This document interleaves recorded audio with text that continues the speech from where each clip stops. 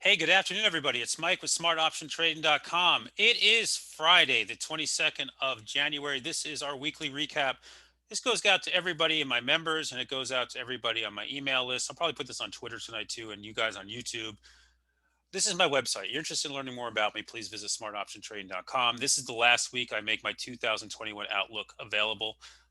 The only reason I pull it down after this is because after a month, I figured, I don't want you guys chasing after things that have already run. And we've had some great results already out of this year between names like BHC and Intel. Help me out, guys. GM, among others that have run. So if you're interested, drop in and see more what I have to say here. Anyway, moving on. The week that was this week in the markets, it was a short week. It was a 4-day week. And this week was filled with a lot of different activity.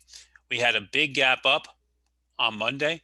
And what I mean by that is Friday, we tested the 21 day and we mentioned GME. We gapped up on Tuesday, trapping the shorts, gapped up again on Wednesday, further trapping them, squeezed to an all-time high yesterday. Today we gapped down, but we come roaring back on very low volume. So what's this mean? I'm going to say this. I've been saying this to people in my service. So if you're not a member of my service, you get to hear this tonight. It's time to start waking up, and that this action I've been saying all week is not right in this market. They're buying the shallowest of dip, but we're seeing incredible speculation into this market. And this is the type of action that is very, very, very dangerous. Yes, just buy the F and dip. That's the thing we always talk about. And right now, Chris, to your point, we're doing it, right? I mean, the point is made. We are right now, they are buying the shallowest of dip. But there are you look what's going on. This is the third day in a row we're heading into $1 billion+ sell on the close. What's important to note about that is the big funds do their sellings on the close. They're selling in. That means you guys are buying it. That means retail investors are buying up what they're selling into. Something to think about. So, SPY here just off the all-time highs, new all-time highs this week. The Qs also new all-time highs, stronger today. And the IWM, despite a big gap down, come raging back today. This market does not want to roll over easy, and that's fine.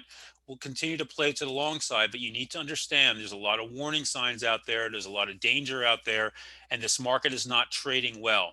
When you see them continually pushing speculative type names, it's not a good sign for the market. That said, XLE gave a couple of day pullback, held a 21 day. You can see that here, right? You can see the XLF this week also after earnings in the banks. There was nothing wrong with them, just not enough to move the needle after the run. They pulled back to the 21 day and held. What am I talking about this week? Well, this week we traded Palantir a couple of times. I did not trade it today. A bunch of people in the room did. This broke this downtrend, and look at this move on volume. They have a demo day coming up. We had a big trade in that one. Caught DDD for a nice trade on that squeeze this week. I got to mention it because I didn't touch it, but people have been all over this GE. And this is part of what I'm talking about. This is rampant speculation, guys. This is people piling into these names that is short squeezing and forcing shorts to cover when nothing has changed in the name. Is GME worth all time highs at 70.76? No.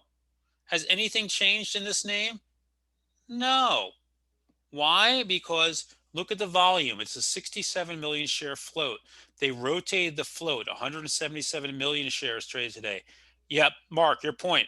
Good night, Ryan. Have a great weekend. $1 billion in debt. $1 billion in debt. Things don't make sense. We saw them here. Then they came after AMC and then BlackBerry, Bed Bath and Beyond, Stitch Fix, Fubo. We had some nice trades on Fubo this week, but Fubo is a heavily shorted stock for what it's worth. All right. So what else did we trade this week? I'm still in Gilead. I've been trimming that along the way, making nice money on it. I'm down to a runner on it. Nice move there. If we bought this on the lows all the way down here on this first green candle. GM gave some nice trades this week. We were in and out of that. Netflix gave a monster trade after hours for me this week. Holding so far, but not holding great. Apple today just hit all-time highs. Beautiful move here in Apple. Ahead of earnings next week, we got Apple, we got Facebook. Made nice money on Facebook. Had a monster trade on Facebook on the open on this one yesterday. D-Dog has been perking up, giving some trades along the way, but you got to get in and out of this one. JMIA today was a monster trade, had a huge trade on that. Look at this thing moving up today to new all-time highs here. We had this on alert, and the reason we did because it has a cup and a handle formation. And today it took out that handle, and there was the move. And that's all it's about looking for. But when you look under the covers, guys, the one thing I will tell you is breadth has been very bad all week. Now we're slowly climbing back to neutral, but breadth has not been great into a market, and that's usually a warning sign. Neo, another great one this week. Big move in Neo, moving up today. AMD here perking up a little bit. Nvidia trying to get going. It still can't quite get to that breakout level. So, we have a lot of things to keep our eyes on here as we go into next week. Overall, been a great month in January. It's time to ring the register, guys.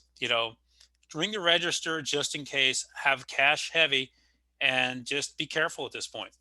So, everybody have a great weekend. Enjoy the weekend. It's a 2-day weekend, and I'll be back with you guys on Monday. Charts on Saturday tomorrow. As Sunday, my buddy's coming over, and we're going to enjoy ourselves. All right. Have a good weekend.